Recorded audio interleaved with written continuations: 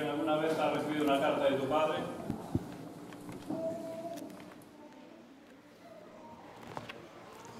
¿Alguna vez has escrito una carta a tu hijo o hija? Veo que nadie escribe ni recibe cartas. Sí, ¿no? Algunos sí, ¿no? Bueno, sobre todo los hijos que viven lejos, vale. Pero los que viven cerca, ¿habéis recibido alguna carta de vuestro padre? Bueno, no es habitual, ¿verdad?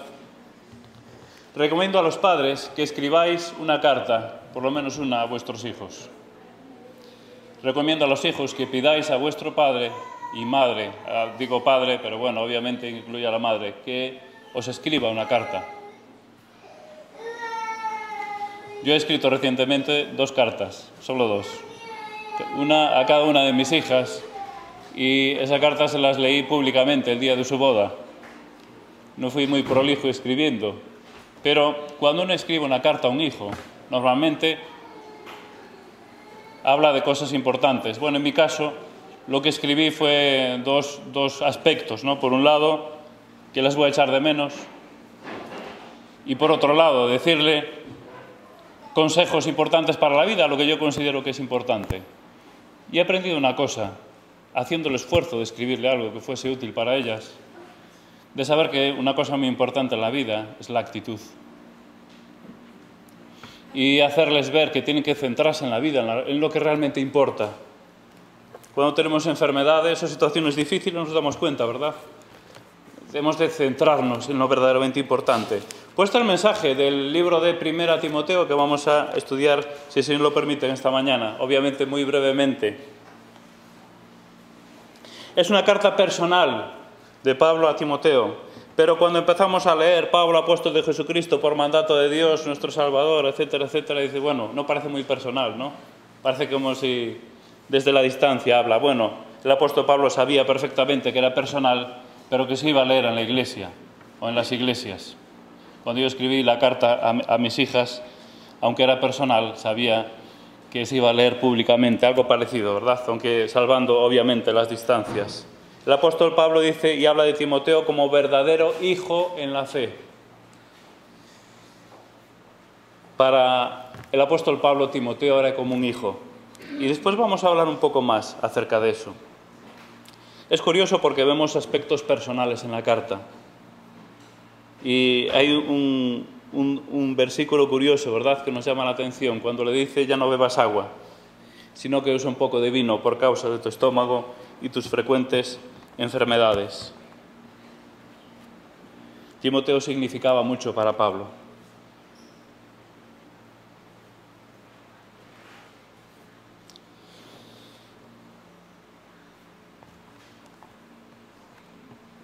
En esta carta encontramos consejos sin duda importantes del apóstol Pablo a su hijo Timoteo, pero tiene un añadido importante y tenemos que darnos cuenta que no es una carta general que le escriba a un hijo, por ejemplo, que se va a casar y que va a emprender su vida. Es una carta que le escribe a Timoteo que está llevando a cabo una misión importante. Y la misión no era nada menos, vamos a decir, que corregir la dirección que estaba tomando la iglesia de Éfeso. Fijaros lo que dice. Y vamos ahora a leer 5 o 6 textos para respirar un poco de 1 Timoteo. Creo que es bueno que nos ambientemos en lo que Pablo quiere decirle a Timoteo, para ver si conseguimos impregnarnos un poco en esta mañana de esta carta. Fijaros lo que dice 1 Timoteo 1, 3 al 5. Dice, como te rogué que te quedases en Éfeso cuando fui a Macedonia, para que mandases a algunos que no enseñen diferente doctrina, ni presten atención a fábulas y genealogías interminables que acarrean disputas, más bien que edificación de Dios que es por fe. Así te encargo ahora, pues el propósito de este mandamiento es el amor nacido de corazón limpio y de buena conciencia y de fe no fingida. De alguna forma, el apóstol Pablo le dice a Timoteo, deja a un lado esas discusiones que no valen de nada y céntrate en lo importante. En el verso 18 y 19 de este mismo capítulo dice, este mandamiento, hijo Timoteo, te encargo para que conforme a las profecías que se hicieron antes en cuanto a ti, milites por ellas la buena milicia, manteniendo la fe y la buena conciencia, desechando la cual naufragaron en cuanto a la fe algunos. Timoteo, dedícate a aquello que es tu ministerio, céntrate en lo importante. capítulo 4, verso 7, desecha las fábulas profanas y de viejas, ejercítate para la piedad, porque el ejercicio corporal para poco es provechoso, pero la piedad para todo aprovecha, pues tiene promesa en la vida presente y de la venidera. Timoteo, no pierdas el tiempo en lo que no aprovecha, céntrate en lo importante. Capítulo 4, versos 12 al 16 dice: ninguno tenga en poco tu juventud, sino sé ejemplo a los creyentes en palabra, en conducta, amor, fe, espíritu y pureza. Entre tanto voy, ocúpate en la lectura, la exhortación y la enseñanza. No descuides el don que hay en ti, que te fue dado mediante la profecía por la imposición de las manos del presbiterio. Ocúpate en estas cosas, permanece en ellas para que tu aprovechamiento sea manifiesto a todos. Ten cuidado de ti mismo y de la doctrina, persiste en ello, pues haciendo esto te salvarás a ti mismo y a los que te oyeron.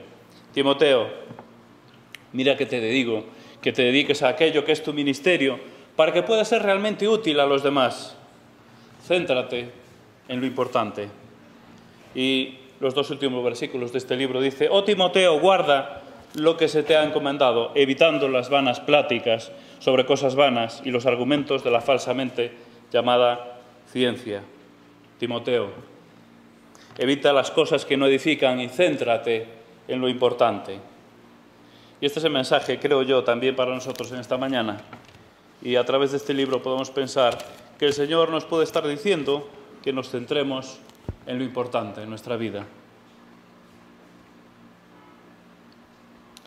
¿Y qué es lo importante? Después vamos a verlo. Pero obviamente, como dije antes, tiene que ver con la actitud. ¿Quién era Timoteo para el apóstol Pablo? Os voy a leer una historia citando a William Barclay para ambientarnos de saber quién era Timoteo. Timoteo era natural de Listra, en la provincia de Galacia. Era una colonia romana que se le daba el nombre de la muy esplendente colonia de Listra, aunque en realidad era una población pequeña, al final de la tierra civilizada. Su importancia radicaba en que allí había una guarnición romana acuartelada para mantener el control de las tribus salvajes de las montañas de Isauria, que se encontraban más allá. Fue en su primer viaje misionero cuando Pablo y Bernabé llegaron allí, Hechos 14. Entonces no se menciona a Timoteo en el relato, pero se ha sugerido que cuando Pablo estuvo en Listra tal vez se alojó en casa de Timoteo en vista del hecho de que conocía bien la fe y la consagración de la madre de Timoteo, Eunice, y de su abuela Loida. Esto lo vemos en 2 Timoteo. En aquella primera visita Timoteo era muy joven, pero la fe cristiana arraigó en él y Pablo se convirtió en su héroe. Fue en la visita de Pablo a Listra, en su segundo viaje misionero, cuando empezó la vida para Timoteo, Hechos 16. Aunque era joven, había llegado a ser una de las promesas de la iglesia cristiana en Listra. Tenía tal encanto y entusiasmo en el muchacho que todos los miembros de la congregación hablaban bien de él. A Pablo le pareció que era el hombre ideal para ser su ayudante. Puede ser que ya entonces tuviera el sueño de que este muchacho fuera la persona idónea a la que podía entrenar para que le sucediera cuando su tiempo llegara a su fin. Timoteo era el hijo de un matrimonio mixto, su madre judía y su padre griego. Pablo le circuncidó, no porque fuera un esclavo de la ley o porque viera que la circuncisión tuviera alguna virtud especial, pero sabía muy bien que si Timoteo había de trabajar con los judíos, habría un primer juicio inicial contra él si no estaba circuncidado, así que dio este paso como medida práctica para aumentar su utilidad como evangelista. Desde entonces en adelante, Timoteo fue compañero constante de Pablo. Lo dejó en Berea cuando Silas escapó a Atenas y más tarde se reunió con él. Fue enviado como mensajero a Macedonia. Estaba allí cuando se hizo la colecta de las iglesias para la de Jerusalén. Estaba con Pablo en Corinto cuando Pablo escribió su carta a Roma. Fue a Corinto cuando hubo problemas en aquella iglesia conflictiva. Estaba con Pablo cuando Pablo escribió 2 Corintios. Fue a Timoteo a quien Pablo envió para visitar la iglesia de Tesalónica. Y estaba con Pablo cuando escribió su primera carta a esta iglesia. Estaba con Pablo cuando éste estaba preso y escribió a Filipos, a donde Pablo tenía intención de enviarle como su representante. Estaba con Pablo cuando escribió a la iglesia de Colosas y Filemón. Timoteo estaba casi constantemente al lado de Pablo. Y cuando Pablo tenía una tarea difícil, ¿a quién encomendaba? A Timoteo. Es tremendo, ¿verdad? En este libro vemos cómo el apóstol Pablo vibra, tiene emoción, pálpito cuando habla de Timoteo, su hijo amado. Fijaros dos textos, dos expresiones, cómo habla de él. Cuando escribe, con respecto a la iglesia de Corinto, ¿verdad? En 1 Corintios, allí dice, en el 4:17, os he enviado a Timoteo, que es mi hijo amado y fiel en el Señor.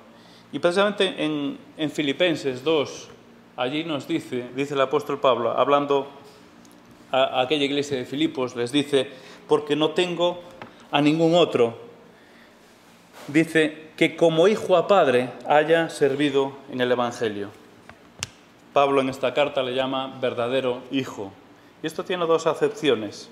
Verdadero en el sentido de legítimo, es decir, opuesto o contrario y legítimo, y verdadero en el sentido de genuino, opuesto a falso, el verdadero hijo que Pablo engendró espiritualmente.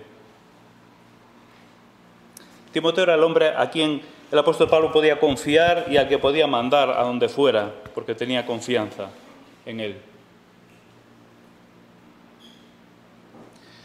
Cuando le escribe esta carta, él está escribiendo la carta a un hijo y está intentando poner en evidencia las cosas más importantes y está haciéndole ver a Timoteo que tiene que centrarse en lo realmente importante y apartar las cosas que son secundarias. Y si algún día escribes una carta a tu hijo o tu hija, te darás cuenta de que vas a hacer eso, inconscientemente. Vas a decirle, hijo, haz esto, piensa en esto, ten esta actitud, porque esto es lo importante. ¿Cuál es el propósito de la carta? Bueno, el propósito de la carta lo dice el mismo texto. Podemos citar tres, ¿verdad? Uno ya lo hemos leído. 1 Timoteo 1:3, como te rogué que quedases en Éfeso cuando fui a Macedonia para que mandases a algunos que no enseñen diferente doctrina, ni presten atención a fábulas y genealogías interminables que acarrean disputas, etcétera, etcétera. Es decir, vete a la iglesia de Éfeso para corregir aquello. Están entrando falsas doctrinas que tienes que corregir. Y dice, fijaos, así te encargo ahora, final del verso 4, así te encargo ahora. Este es el propósito. Segundo texto que nos habla del propósito de esta carta, verso 14 del capítulo 3. Esto te escribo, aunque tengo la esperanza de ir pronto a verte. Un padre no puede estar mucho tiempo sin hablar o estar en contacto con sus hijos, para que si tardo sepas cómo debes conducirte en la casa de Dios, que es la iglesia del Dios viviente, columna y baluarte de la verdad. Para que si tardo sepas cómo debes conducirte. El apóstol Pablo da unas indicaciones para cómo tiene que conducirse Timoteo, dirigiendo a aquella iglesia de Éfeso. Y al final de todo, casi vuelvo a repetir lo que dice al principio, capítulo 6, versos 20 y 21, también lo hemos mencionado antes. Oh Timoteo, guarda lo que se te ha encomendado, evitando las profanas pláticas sobre cosas vanas y los argumentos de la falsamente llamada ciencia, la cual, profesando algunos, se desviaron de la fe. La gracia sea contigo. Amén. Es decir, Timoteo, guarda lo que se te ha encomendado. Esto que se ha encomendado es el propósito del libro. Te encomiendo todo esto. Ahora bien, ¿a qué se enfrentaba aquella iglesia? Bueno, el apóstol Pablo curiosamente lo había advertido. ¿Recordáis la advertencia que les hace en Hechos 20 a los ancianos de Éfeso?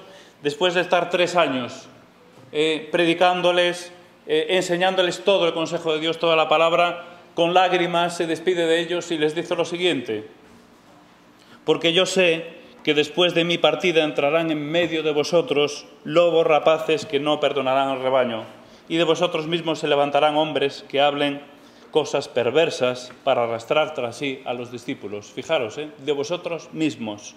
Pues esto que anticipaba el apóstol Pablo es lo que estaba sucediendo. Como en otras iglesias había problemas con los judíos y su legalismo, los judíos y la ley.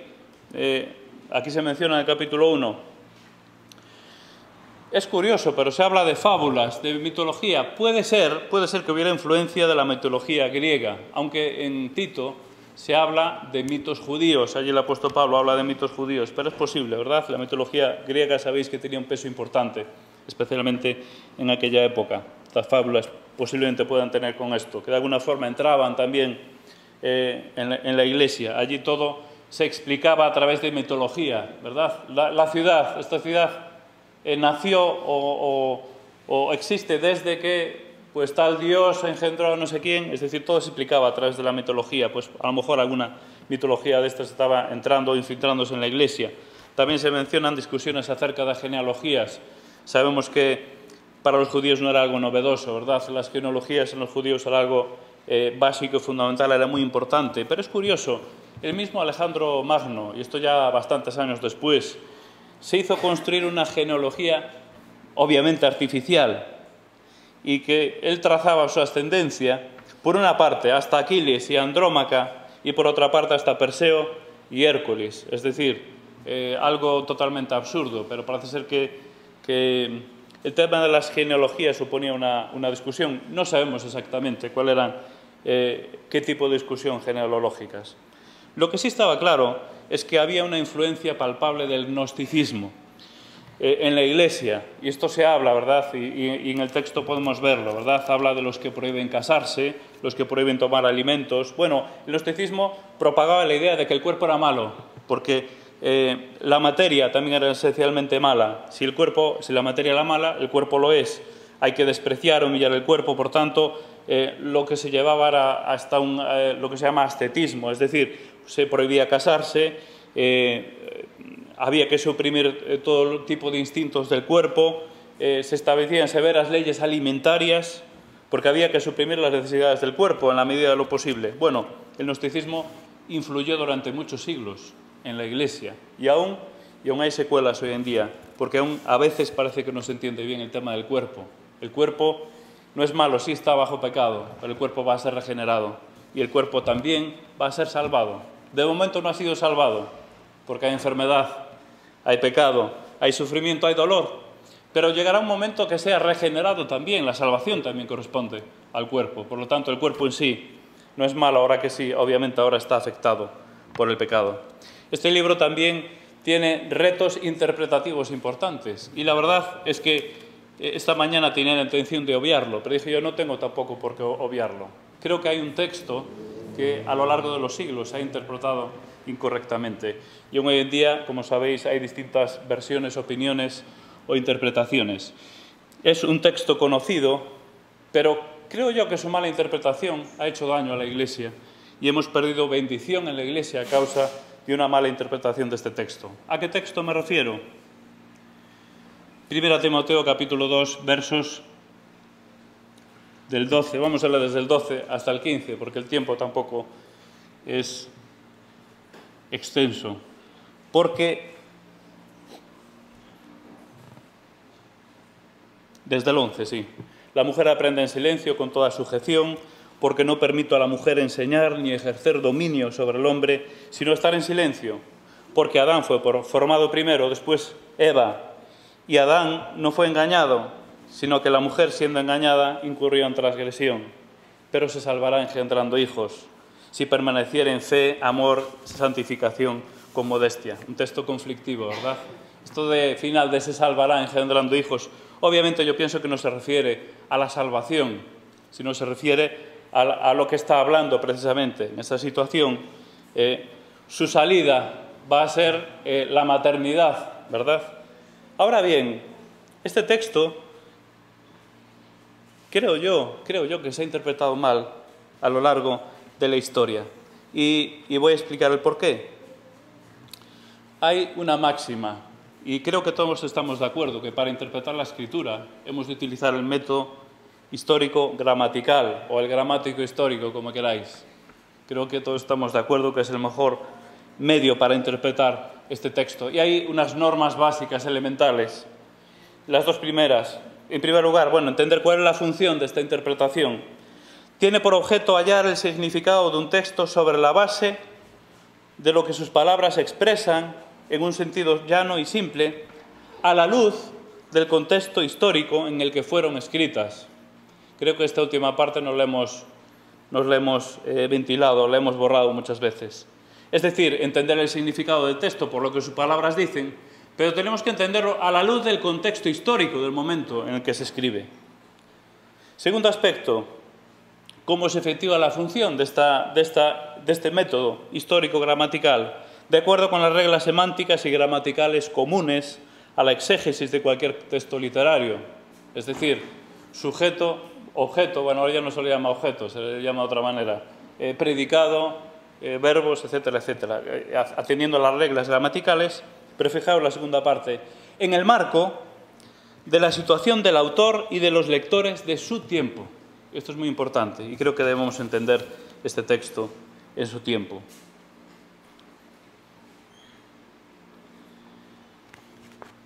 Citando a Barclay, y para entender un poco cuál era la situación de la mujer en el tiempo en el que el apóstol Pablo escribe este texto, citando a Barclay, que estudió bastante más que yo, dice lo siguiente, para entender un poco cómo era la cultura judía. Dice que se escribió este texto desde un trasfondo judío.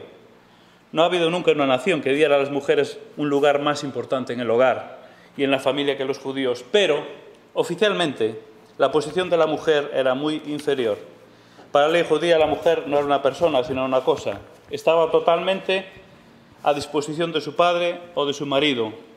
Se prohibía aprender la ley e instruir a una mujer en la ley era echar perlas a los puercos. Las mujeres no tomaban parte en el culto de la sinagoga, estaban encerradas aparte en una sección de la sinagoga, como si dijéramos en el gallinero, donde no se las podía ver.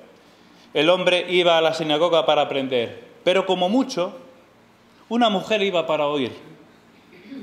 La lección de la Escritura la leían en la sinagoga los miembros de la congregación, pero nunca mujeres, porque eso habría sido quitarle honor a la congregación. Estaba prohibido el que una mujer enseñara en una escuela, ni siquiera a los niños más pequeños. Una mujer estaba exenta de las demandas concretas de la ley. No le era obligatorio asistir a las fiestas y a los festivales sagrados. Las mujeres, los esclavos y los niños eran de la misma clase.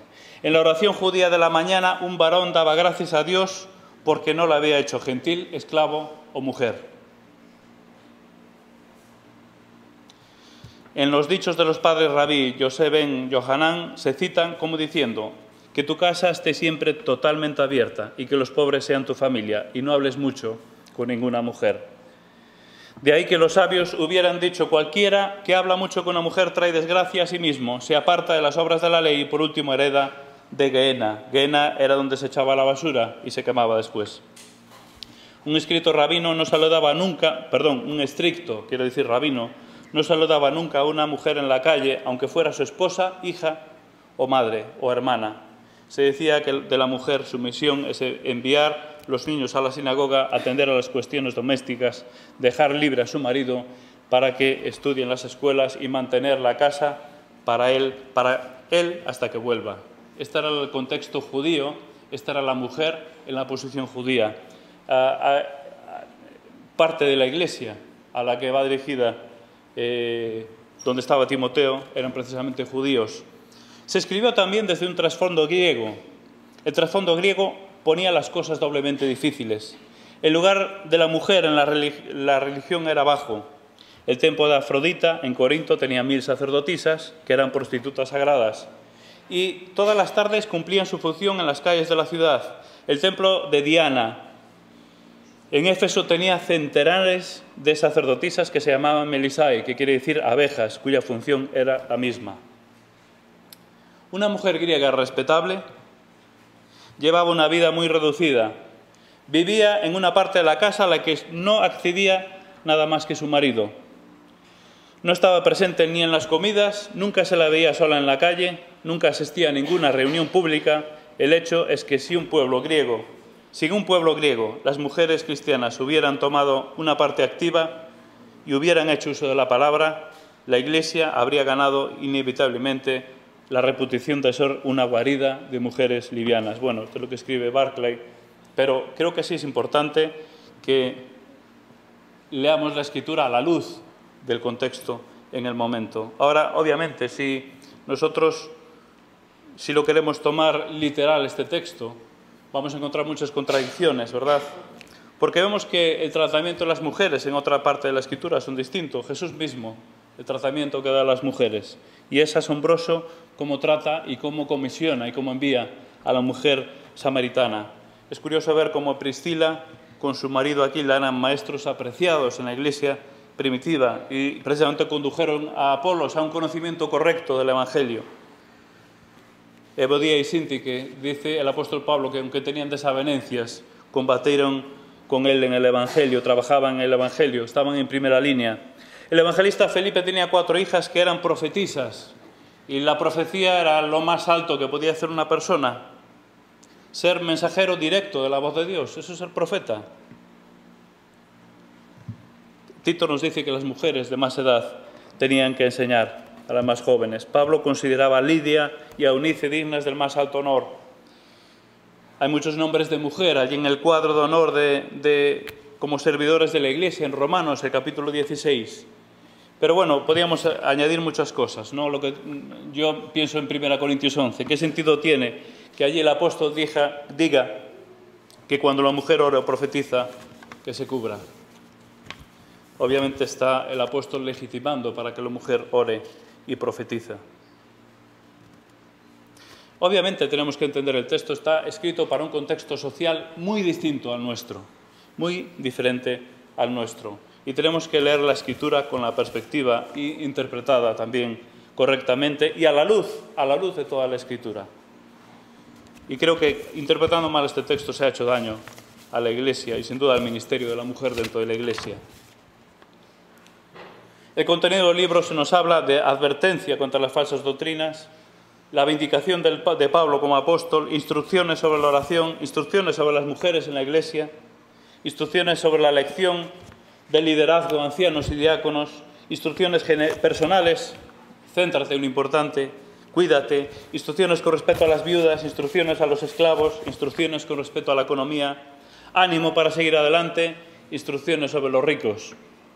¿Con qué nos quedamos nosotros en esta mañana? En esta mañana nos quedamos con una cosa, y es que hemos de centrarnos en lo importante. Y para centrarnos en lo importante es necesario comenzar por la actitud. Y quedamos con un versículo en nuestras mentes, que espero que nos quede un poco grabado, que es 1 Timoteo 1:5. Pues el propósito de este mandamiento, le dice el apóstol Pablo a Timoteo, es el amor nacido de corazón limpio y de buena conciencia y de fe no fingida. Que eso nos ayuda a tener esta actitud, hermanos, porque esto es lo importante. El amor, es decir, que todo lo que hagas tiene que ir condicionado por el amor. Cuando pensamos con amor, esto nos va a librar de cometer muchos errores. Seguramente nos va a ayudar a no caer en el orgullo. Seguramente nos va a ayudar a buscar el bien del otro. Cuando actuamos a través del amor, probablemente esto nos va a ayudar a no condenar al hermano con el cual no estamos de acuerdo. El amor nos libra del pensamiento destructivo. Pues el propósito de este mandamiento es el amor nacido de corazón limpio. Corazón limpio, es decir, kataros, limpio de suciedad. Se usaba para cuando el grano se aventaba, ¿verdad? Y se le sacaba el polvo y la paja, quedaba limpio. También para describir aquel ejército, que no hay cobardes, que todos están en primera línea luchando. También para describir algo que no había ninguna mezcla de otra cosa, algo limpio, corazón limpio. Para nosotros obviamente significa sin pecado, pero también sin doble intención. ¿Cuánta doble intención a veces hay en nuestra vida? El propósito de este mandamiento es el amor nacido de corazón limpio y de buena conciencia. Esto lo sabemos pasar por alto, hermanos, pero es muy importante, porque con una mala conciencia se pueden cometer graves errores. Pero fijaos lo que dice aquí, en 1 Timoteo 4:1, un ejemplo.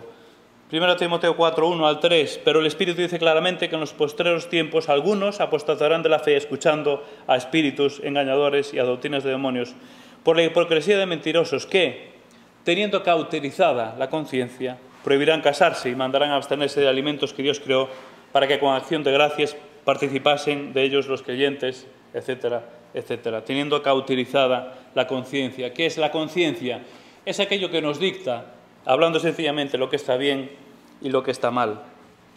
Bueno, hay personas que han decidido pues marcharse de la Iglesia porque su conciencia le ha dictado que estaba mal que las mujeres participaran. Con todos los respetos a la conciencia de todos los hermanos, y debemos de tener respeto, yo creo que es una mala conciencia.